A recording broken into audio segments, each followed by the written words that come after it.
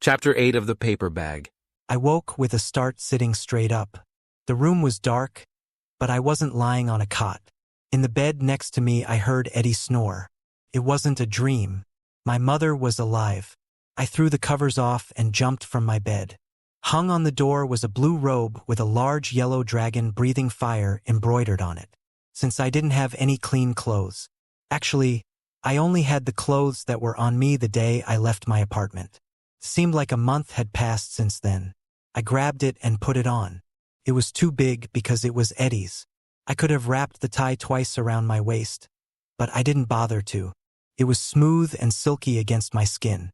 Last night was still fresh in my mind. Some of the drakes and seraphim got hurt, but everyone made it home alive. I raced up the stairs into the bright sunlight of the day. Frank was in the kitchen. "What's for breakfast?" I asked and sat at the bar, holding the slippery robe together. It's closer to dinner time. I'm making soup, but it won't be ready for a few hours. He placed a bowl, a glass of milk, a box of cereal, and a spoon on the counter. Enjoy. Frank went to work chopping vegetables. "How is my mom doing?" I don't know. He shrugged. "Do you think Cass will let me see her?" You are the queen's son. No one would stop you. Frank was different today. The only word I could think to describe him was relieved and just a bit happier than before. I wolfed down my breakfast. "Where is my baby sister?" I said, swallowing the last spoonful. In the nursery. "Where is that?" I asked as I slid off the stool. Before I could grab my bowl to take it to the sink, Frank had cleaned up my mess. I could have done that. The robe fell off my left shoulder, so I tightened the tie. I'm sure you have more important things to do right now. Frank pointed towards a long hallway. Down that hallway and up the stairs. First room to your right. Your mother's room is next to it. "Thanks," I said and hurried in the direction he pointed. The stairway was wide and elegant with a large chandelier dangling over it. Any air movement caused it to make a soft tingling sound. By air movement I meant me racing under it. The sound had me looking up. It was very calming. I moved more slowly up the stairs, not wanting to make any noise even though my feet were bare. The first door to the right had a sign on it that said nursery in gold letters. It made me smile. Why didn't Frank just tell me that the door was marked? I turned the handle and quietly entered the room. It was a nice room painted a light green. The windows were covered with white lacy curtains, very girlish. A white crib took up most of the room. In a corner I found my sister nursing. Lupita was humming softly and rocking the chair they were on. I approached them and knelt on the floor. "Good morning." I tried to get her to look at me. She just closed her eyes. "Good morning," she said softly and stopped rocking. "How is your husband?" "He is well, thank you." Her eyes were still closed. "What hospital is he in? I would like to visit him." "He's home with his parents." "Home?" "Yes, dragons do not go to hospitals." It wasn't hard for me to figure out why after my short stay in a lab. I noticed the palms of her hands, that they were a bright yellow color, almost fluorescent. "Thank you for taking such good care of my sister. If there is anything you need of me, just ask." She nodded her head again but did not open her eyes. I watched her lift my sister to her shoulder and start to pat her back. Rose was asleep and didn't move at all. "Can I do that?" Lupita stood and gestured to the rocking chair. I quickly sat and adjusted my robe. My eagerness won me a smile from Lupita. She placed a thin blanket on my shoulder. Pat her, lightly starting on her lower back, then move your hand slowly up toward her neck. She showed me with her hand. Her eyes glanced at my face, then immediately down. "I'm not any different than you," I said softly, not wanting to wake Rose. "You are kind, but I am a slave. Even though you are half human, it does not change my status. You are of royal blood. Your actions would cause those of a lower status to be punished."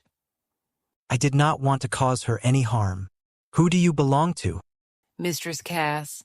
I grinned. "Did you want to take care of my sister?" At first I didn't want to, but it is very healing to my heart to care for her. This time I nodded. "Would it be okay if I took her to see our mom?" "You will have to ask my mistress. Your mother is very weak. If she were my daughter, I would want her no matter how I felt." "What do you think?" I grinned. I will take your advice. She bowed low. I am glad to be of service to my prince. I started to laugh. Me a prince? She raised an eyebrow, then lowered her head as if she had forgotten who she was talking to. That is your status. With my sister in my arms, I stood to leave the way I had come. You may go through this door. It goes directly into your mother's room. Lupita opened the door for me. The room was bright with sunlight from a big window that took up most of the room. The bed was empty. I walked further into the room only to find her lying naked on a large flat stone in front of the window in the sun. I turned myself around to go back to the nursery. Wait. I heard Lupita say. I didn't turn around but waited as she asked. She pulled the cover from the bed. She's decent. I turned around and headed to my mother. We sat on the rock near her head. "Hi, Mom," I whispered. "Sorry I barged in, but I thought you would be in the bed." Felt strange talking to my mother. She was different to me. I was different too. Rose opened her eyes and looked at me. "I brought someone to see you." My mother opened her eyes. She had a line of tiny dark scales that lined her eyes just like my sister. The resemblance between Rose and my mother was remarkable, and to me they were beautiful. She held out her hand for my sister. I gently laid Rose next to her. It was beautiful to watch my mother look my sister over. She unwrapped her and checked every finger and toe. Then she lovingly ran a finger along her ear. And it seemed to me as she looked into Rose's eyes that they were having an inner conversation, and I wanted to be a part of it. So, I laid down next to them and stared into my mother's eyes. From her I felt the deepest expression of love. My eye began to leak. I was so full of emotion. My mother was alive, but what about my father? Maybe I'm selfish because I interrupted this internal expression of love and asked a question. "What happened, Mom? Everyone thought you were dead." She frowned. I could tell she was still weak. So I said, "Mom, it's okay.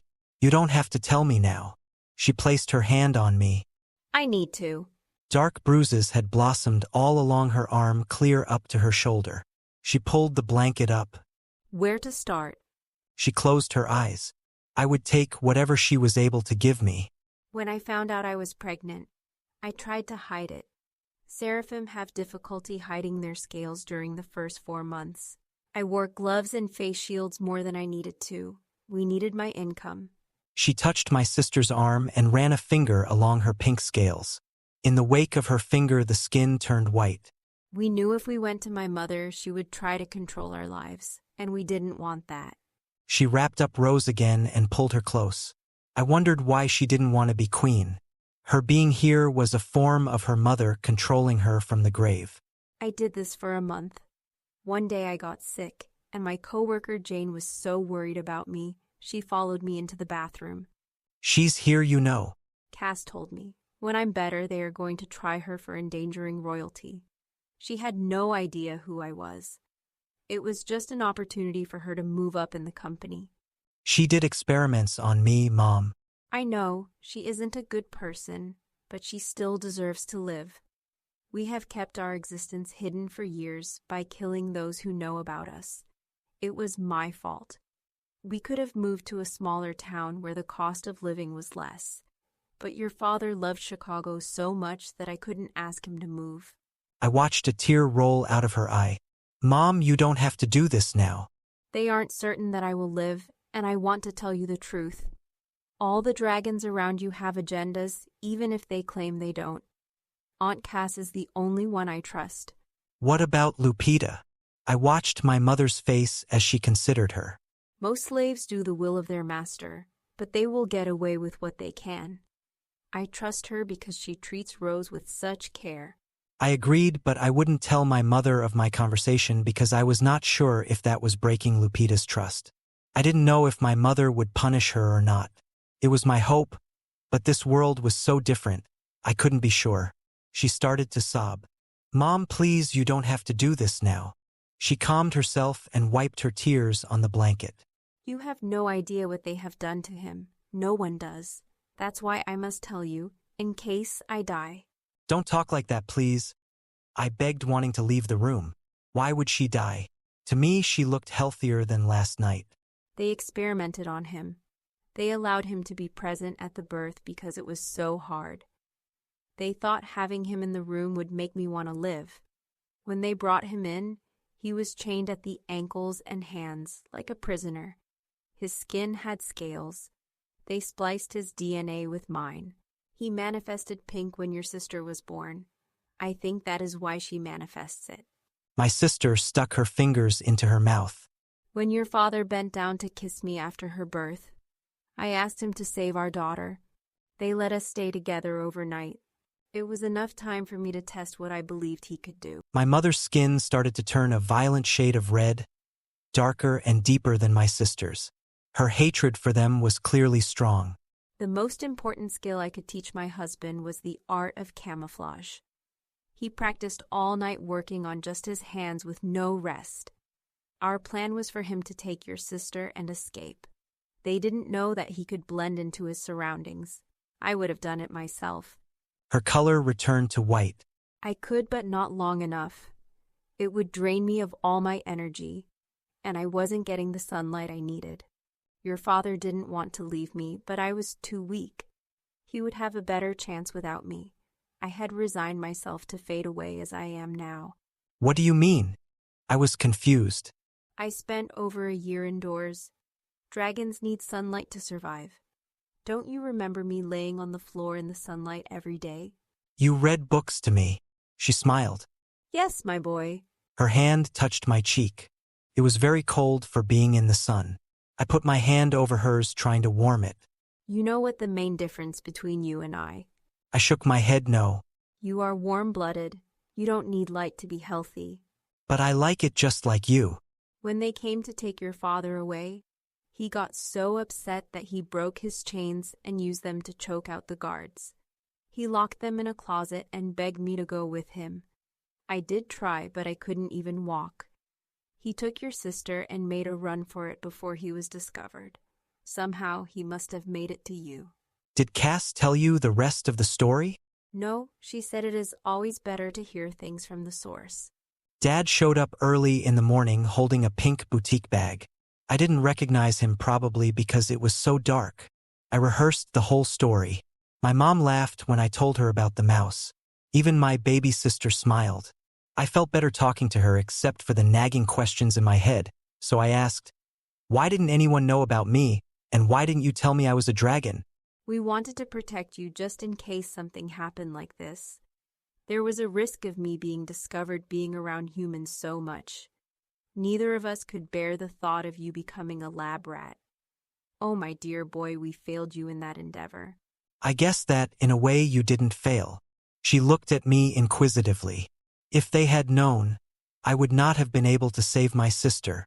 My mother smiled and nodded her head. When you were young, we worried that you would tell your friends accidentally. As you got older, well, we just didn't know how to approach the subject. I am sorry about that, my boy. I didn't tell anyone in my family either. They didn't deserve to know. I told them all that you were human, just like your father. She looked so tired. I should go so you can soak in the sun and get better. I scooted Rose toward me. She gave me a pout but didn't complain more than that. I kissed my mother on the cheek, picked up my sister, and adjusted my silky robe. I headed out the door and down the stairs with her. We settled on one of the large couches near the kitchen. Frank was gone. Eddie came walking into the room. His hair was a mess. Good morning, Jack. He said as he walked by me. From a cupboard, he pulled a cage full of mice.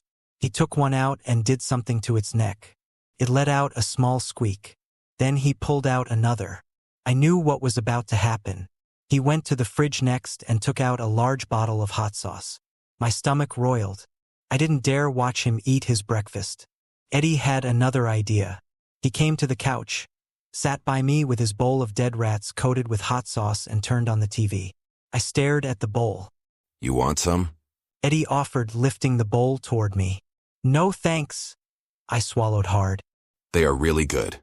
He popped one in his mouth and swallowed. I was about to run outside and puke my guts up when the news caught my attention. Eddie had the sound muted, but they were showing the building in Paris that was still smoldering from the night's activities. Ha! Eddie blurted out. I knew it would make the news. JP Pharmaceutical couldn't cover that up. I stood and bounced Rose because Eddie's outburst had upset her. Sorry, baby. Turn on the volume. Eddie turned it on, but it was barely audible. He didn't want to get Rose upset again. JP Pharmaceutical is under investigation by Paris officials for illegal human testing. Several people have been arrested for arson in attempt to destroy evidence. Lupita walked into the room, probably because she heard Rose crying. Babies need to eat every 2 hours. Not if you feed them a mouse. She looked at the mice in Eddie's bowl, then at the baby. You didn't feed her a mouse, did you? She looked alarmed. I did a couple of days ago. It was in the bag with the rest of her stuff, and she really wanted it. Lupita glanced at Eddie, who was standing with his hands folded, looking like she had said too much. My mistake. It is okay in an emergency. She looked at her feet. I gladly gave Rose up. Thank you, I whispered when she was close enough to hear me. She gave me no indication that she heard what I said. Eddie downed the rest of his mice like he was eating popcorn as he watched the sports news. Inside my head, that is what I chose to think of his meal. Besides, it kept me from losing mine. I love sports, but since my life had been turned upside down, I couldn't get into it. Instead, I wandered outside. The day was quite pleasant and warm. Several ducks were out in the water fighting for a spot on a large rock sticking out of it. In all my years growing up, I had only been to Aunt Cass's ranch once, and we only stayed one day. My mother wanted to leave first thing in the morning, but I wanted to ride the horses. I guess my mother's relationship with her mother was why she wanted to leave. On the other side of the water, I saw another mansion. It was white with big south-facing windows like Cass's. Curious about the house, I walked down to the water to get a better look. Eddie came out and joined me. Why don't they trust me? I wondered. You do know you're wearing my robe? He scratched his beard. Yeah, sorry about that. I didn't have anything clean to wear. I was worried you were going for a swim and I wanted to retrieve it before you took it off. I don't like it to get dirty. Oh, I looked down at the material to see if I had spilled any cereal on it. It is made out of silk. So why are you out here? I wanted to get a closer look at that house. I pointed at it even though it was clearly the only visible house on the other side of the river. That's your grandmother's house. He smiled at me as the wind blew the silk robe open. My hands went to hold it down unsuccessfully. Purple underwear? Eddie arched an eyebrow. Don't judge me, I said, finally getting the robe to stay down. Do you want to go see the house? It belongs to your mother now. Really, then why is my mother here? There is a condition for her owning it. Eddie held up a finger. And that is? My words echoed the worry I felt. Would she have to give up her half-breed children? She must accept the throne and be sworn in by the elders. We are waiting to see if she makes it. You mean if she lives? Yeah, but she still has a choice. If she advocates the throne, then Cass will be sworn in. What if Cass doesn't want it? Then the elders will choose a queen from related seraphim, but Cass won't do that. She loves her people too much to let the American clan fall into the hands of Samuel's wife, Thana. I thought back to Jane's interrogation. The seraphim sitting next to him was a sour-faced woman who was much heavier and taller than Samuel. Could she be his wife? You will get to meet her tonight. All the elders are coming over for dinner. I sighed. Do I have to go to a stuffy dinner party? You do realize you are royalty, right? I'm just barely getting my head around being half-dragon. Oh, speaking about that, they want to test you? I narrowed my eyes. Who? The elders. Why would they want to do that? Well, you used voice hypnotism on Jane without realizing it. Not everyone can do that, you know. Cass can. No, she can't. All dragons can prod humans, but only a few can get them to give us information. Samuel is the best. Cass called out to me from the back door. Jack, I need you to come in. Oh, I was supposed to tell you she went to get you some clothes for dinner tonight. Really? I moaned. In my head, I saw myself dressed in a tux that was too tight at the neck, sitting at a table with people who would judge my every move. Not what I would call a good time. And I wouldn't even have a pretty girl to dance with because prom was the last time I wore a tux. I followed Eddie back to the house with a frown on my face. It turned into shock when I walked into the door. Standing in the middle of the room was a small round man with a measuring tape draped around his neck. Cass stood next to him. This is Eli, our tailor. He is going to measure you. Is that a dragon? I whispered. One of the finest dragons you will ever meet. Behind him was an array of suits on a rolling rack. On the coffee table were several swatches of colorful material. The thought of wearing a bright pumpkin-colored suit for the dinner party had me smiling. Eddie looked excitedly through a second rack of suits as Eli started measuring the length of my arm. Sir, you will have to disrobe for me to get a good measurement. I frowned and untied the robe. It fell to the floor in a pile at my feet. Eddie rushed to pick it up. I told you I didn't want this to get dirty. He rubbed the material on his cheek before folding it carefully. The look he gave me was threatening, as if to say don't touch it again. I watched him lay it on the arm of the couch before going back to his perusing, while I stood there in my purple underwear for all the household to see. I don't like the normal colors most people wear for underwear. White, gray, and black are too boring for me. Right now, I wish I was wearing shorts or a t-shirt, something more than just underwear. Please raise your arms. Eli said.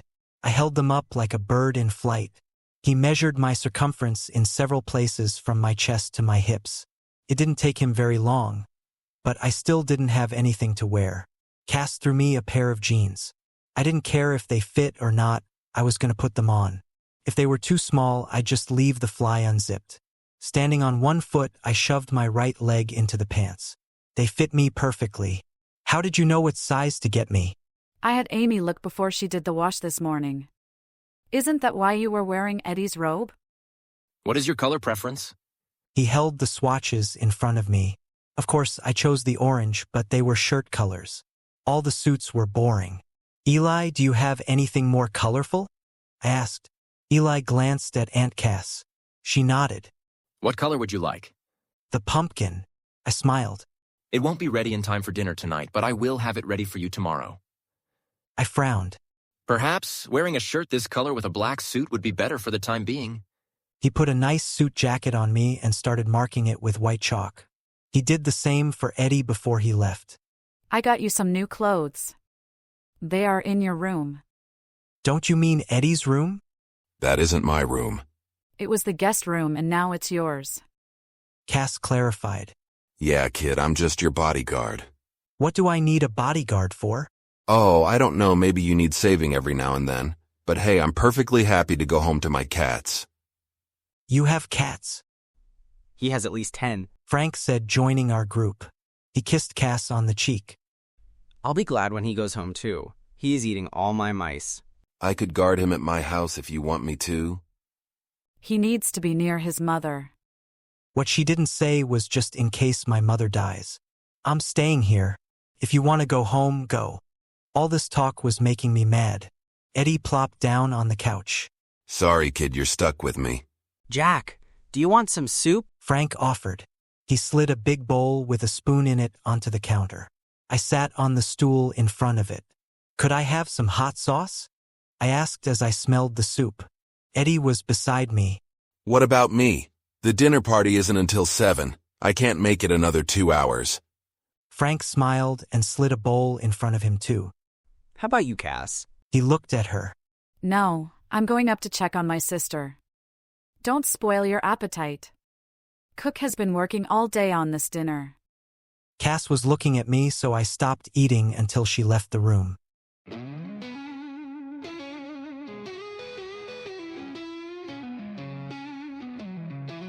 Fire and brimstone spin around you. Haze of smoke, can't find what's true. Lost my sight in this darkened maze. Who am I in this heavy day?